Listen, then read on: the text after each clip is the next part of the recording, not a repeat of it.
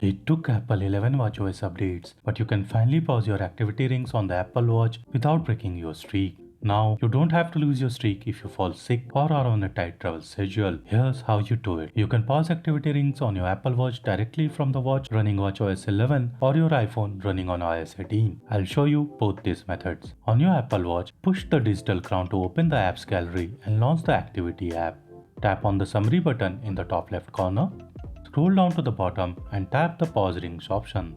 You can use the pre-configured buttons to pause the rings for today, the current week or the current month. If you want something specific, use the custom button and enter the number of days. Tap the set button to pause the ring for the number of the days you have set. You have now paused activity rings on your Apple Watch. Before we proceed to the iPhone section, if you found this video useful, do like this video and subscribe to our channel. Now let's see how you can pause activity rings from your iPhone. Launch the fitness app on your iPhone and tap on the activity rings card. Scroll to the bottom and tap on pause rings button. You will be presented with the same option. You can use the pre-configured options to pause the streak for this day, week or month, or use the custom button to enter a specific number of days you want to pause the rings for. And that's it. You can now relax, rest and recover without breaking your streak. It's a welcome feature for everyone. This feature is available in watchOS 11 and iOS 18 beta. If you don't see it right now, wait till September or watch our guide and install these updates on your Apple Watch and iPhone. Thank you for watching and I will see you